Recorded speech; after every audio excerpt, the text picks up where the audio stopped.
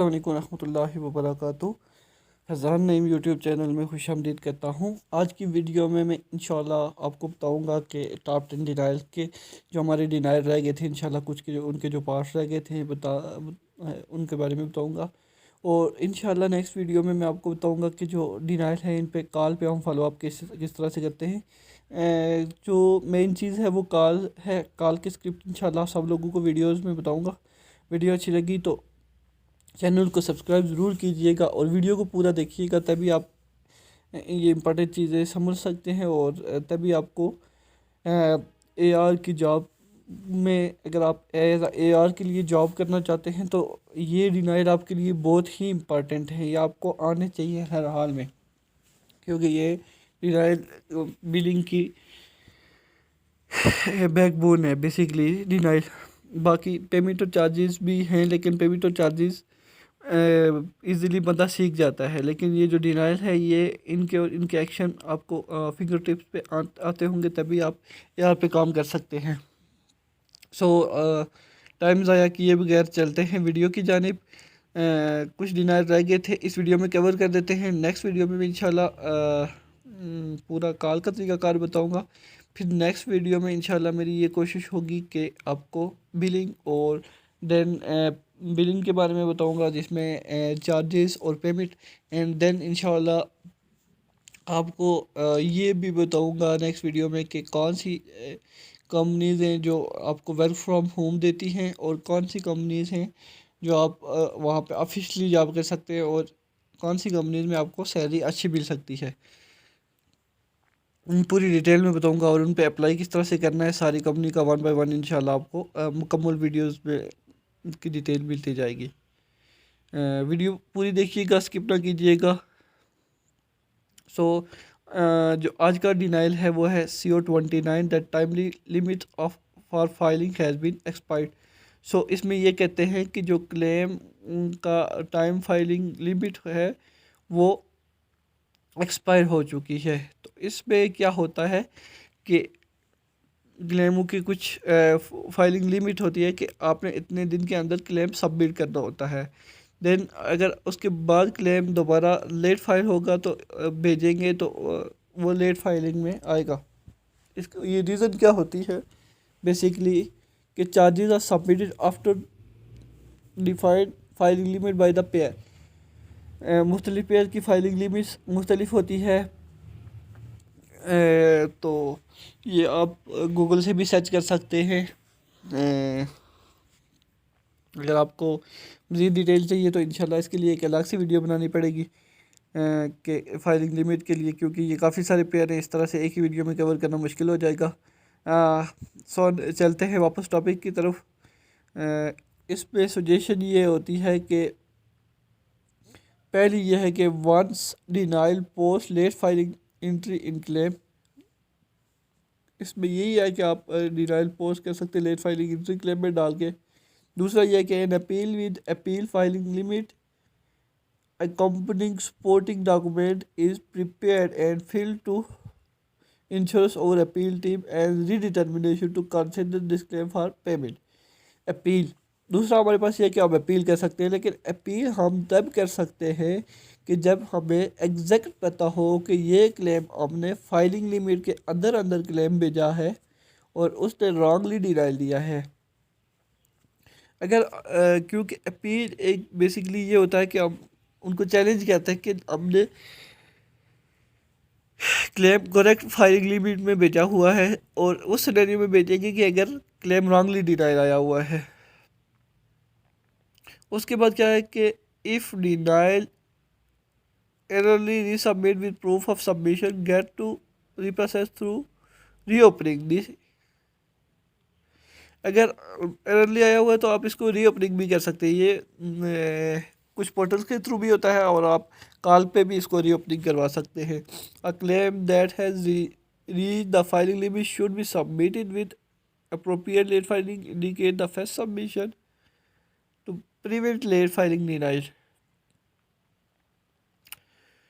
तो इसमें एक ये भी आपके पास एक चांस होता है।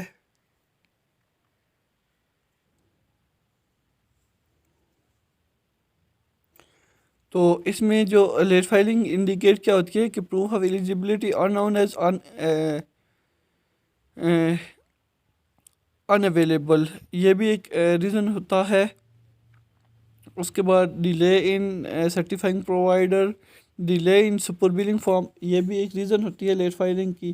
Then third party process delay, ये भी एक इंडिकेशन है, इसको आप भी कह सकते हैं। Original claim rejected denied due to the reason unrelated billing limit rules, ये भी एक रीज़न है। सो चलते हैं नेक्स्ट डिनाइल की तरफ। सो जो नेक्स्ट डिनाइल है वो है CO15, ये बहुत मोस्ट इम्पॉर्टेंट है। इस डिनाइल को आपने बहुत गौर से देखना है क्योंकि बाकी जो डिनाइल हैं वो इसकी निस्बत आसान है, और इसको थोड़ा सा गौर से देखना है। ये है these are non covered services because that is demand a medical necessity by the payer. ये है कि ये इस अगले में ये पेयर को मेडिकल चार्जेस चाहिए होते हैं। तो चलते हैं इसके रीज़न की तरफ। सो जो फर्स्ट रीज़न है, the insurance company has doubts about the patient medical necessity or current condition and they need the information for the claim processing। इसमें जो फर्स्ट रीज़न है ये है कि वो इंश्योरेंस को होता है डाउट पेशेंट के मेडिकल रिकॉर्ड पे या उसकी जो करंट सिचुएशन पे। तो इसमें जो फर्स्ट रीज़न ये है कि पेशेंट को इंश्योरेंस को पेशेंट के पे मेडिकल रिकॉर्ड चाहिए होते हैं। एंड जो सेकंड है, the performance services does not appear to medical necessity to the patient, दूसरा रीज़न ये भी है। देन जो तीसरा है, द डायग्नोसिस कोड में भी insufficient support medical necessity according to the billing guideline. जो इसमें डायग्नोसिस कोड लगे होते हैं, डायग्नोसिस कोड क्या होता है कि जो आपकी बीमारी को जाहिर करने के लिए एक कोड लगाए होते हैं वो गलत लगे हो सकते हैं। The procedure code bill has incompletable with diagnosis code, तो ये भी एक रीज़न हो सकती है। Appropriate modified documents are missing for this claim, ये भी एक रीज़न है। इसकी सजेशन क्या है कि one should check the diagnosis and procedure appropriate according to NCCI edits. तो इसके सबसे पहले तो हमने प्रोसीजर कोड और डायग्नोसिस कोड चेक करने हैं। देन दो सेकेंड रीज़न है कंसल्ट कोडिंग टीम, इसमें भी हमने जो क्लेम है कोडिंग टीम को से इसकी सजेशन लेनी है। And provider attach pendant claim information according their feedback और रीफाइल दिस क्लेम, और कोडिंग सजेशन लेनी है, कोडिंग करेक्ट करनी है। अगर कोडिंग में इशू है देन आपने क्लेम दोबारा रीसबमिट करना है। If the insurance just need medical notes, अगर सिर्फ इंश्योरेंस को मेडिकल नोट्स चाहिए then offer should be request to provider medical notes for the resubmit with correspondence। Then आपको जैसे आपने मेडिकल नोट्स रिसबमिट करने हैं। सो जो नेक्स्ट डिनाइल है, सॉरी इसके साथ पीछे ये इसकी यादें हैं। पिछली वीडियोस में भी मैं आपको बता चुका हूँ कि हमें इसी तरह जब भी कोई क्लेम के डिनाइल आता है इसी तरह हमारे पास ERAs आती है और वहाँ से हमारे पास इसी रीजंस में हमारे पास डिनाइल आता है। सो जो नेक्स्ट रीज़न है वो है क्लेम डिनाइड एज पेशेंट के not be identify over as over insures. इसमें ये होता है कि जो क्लेम इसलिए डिनाई होता है कि उसमें जो पेशेंट की इंफॉर्मेशन होती है पेयर को उसके साथ मैच नहीं कर रही होती। सो इसमें चार रीज़न है। पहला ये है कि सब्सक्राइबर और patient name is spelled incorrectly, जो उसका नेम होगा जाहिर सी बात है अगर पेशेंट का नाम गलत होगा देन आप इंश्योरेंस रिकॉर्ड में वो चेक करेंगे तो वो इनकरेक्ट आएगा, तो देन वो क्लेम पे नहीं होगा। दूसरा रीज़न इसमें क्या है कि सब्सक्राइबर और patient date of birth in the claim does not match with the date of birth.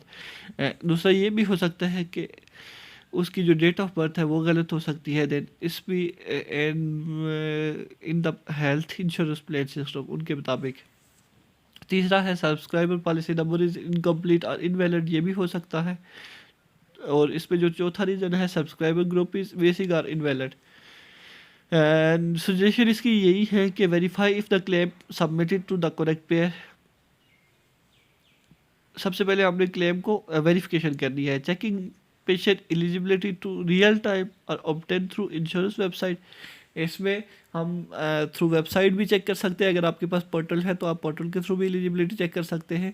Sometimes soft में भी आपके पास होता है, कुछ सॉफ्ट में आपके पास होता है एलिजिबिलिटी का ऑप्शन, देन आप वहाँ से भी चेक कर सकते हैं। To make sure information submitted to correct and there are no mismatch, आपने ये चीज़ चेक करनी है कि जो पेशेंट की इन्फॉर्मेशन है वो करेक्ट है, उसके स्पेलिंग करेक्ट है जो हमारे पास ईओबी में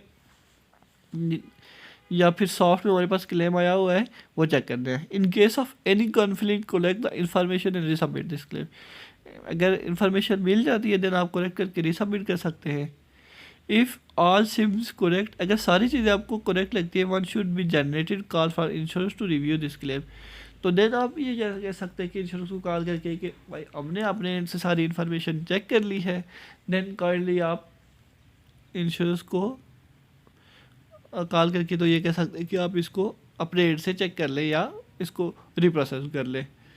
अगर इसमें ये भी नहीं होता तो देन आपको लगता है आपके पास एक सजेशन जो इसमें इन्होंने ऐड नहीं की, वो ये है कि अगर आपके पास पेशेंट की करेक्ट इन्फॉर्मेशन नहीं है, जो क्लेम में अपडेट है, आपके डेमोग्राफिक की मुकम्मल वेरिफिकेशन की देन आपको नहीं मिली, देन आप पेशेंट को बिल भी कर सकते हैं। तो ये इसकी आ रही है, इस फॉर्म में हमारे पास डिनाइल रिसीव होता है।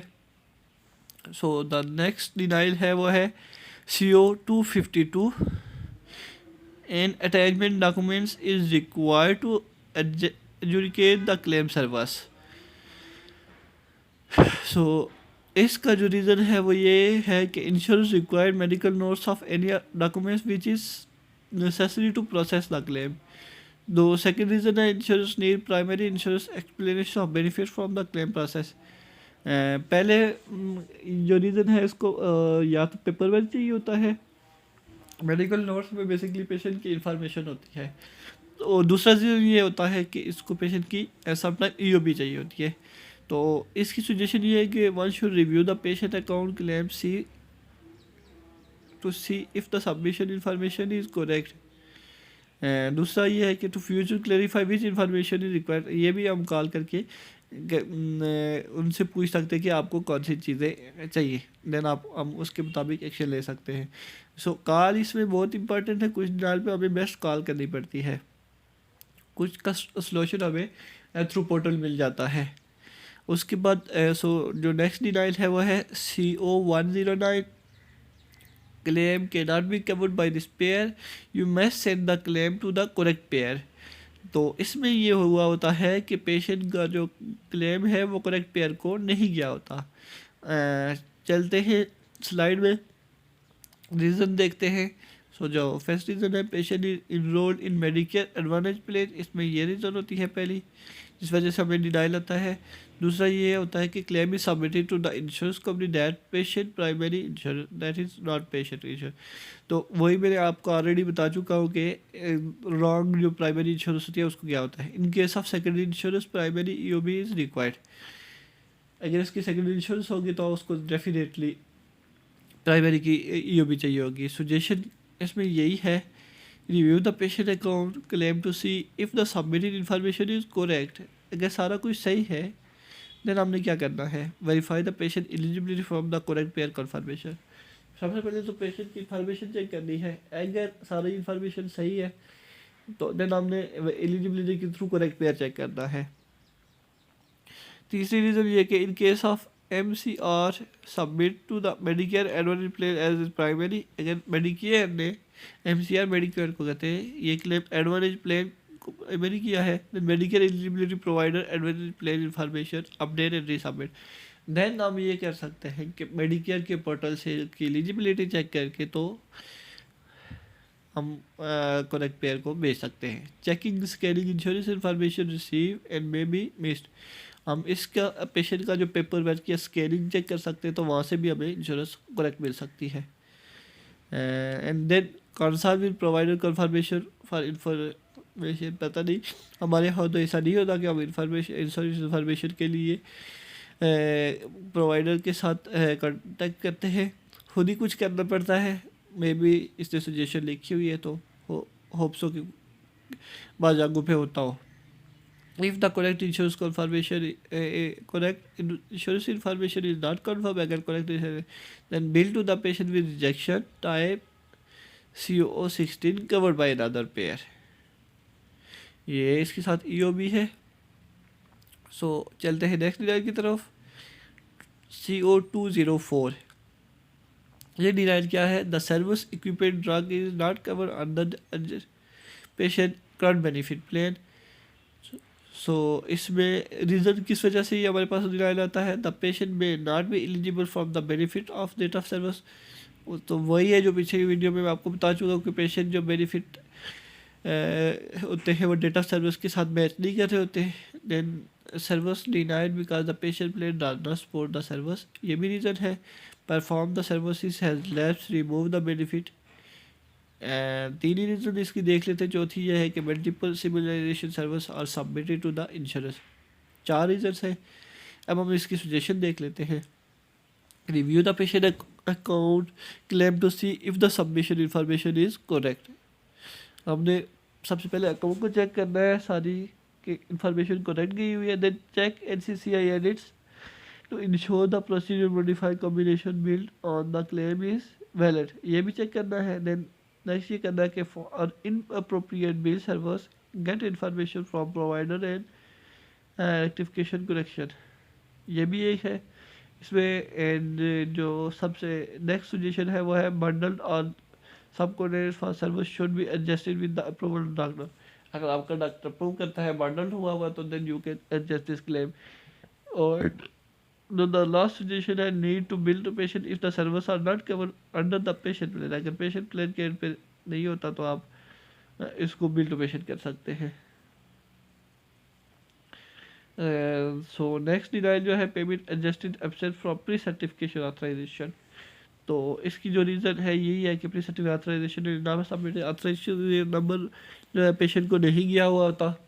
दूसरी जो रीज़न है कि द ऑथराइजेशन इधर insufficient zero remaining from the service bill.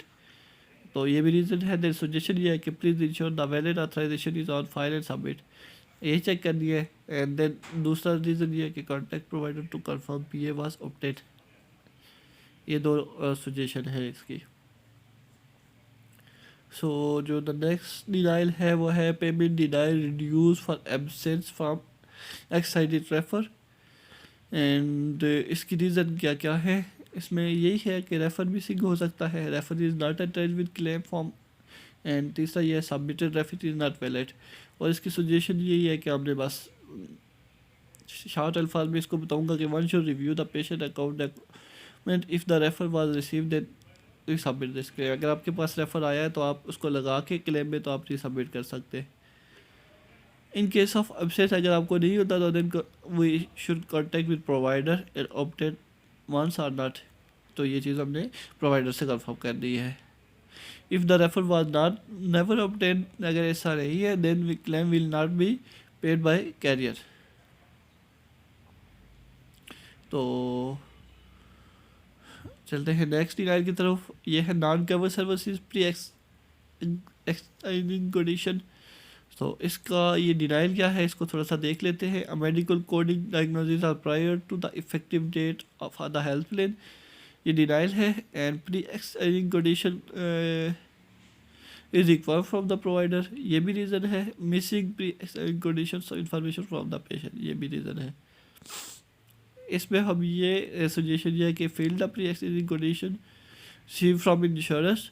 And दो सेकेंड है resubmit the claim with medical notes with supporting documents.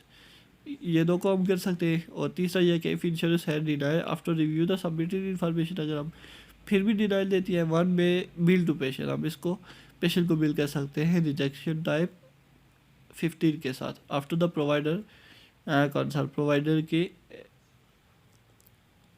Contact करने के बाद. सो नेक्स्ट हमारा डिनाइल है payment is included in the allowances from another services procedure. Then reason इसकी यह है कि service is not separately payable and consider the component procedure render the same on the same patient by doctor. दूसरी reason इसकी the cost of care with the post period minor procedure is bundle into the global salary package, ये भी reason है।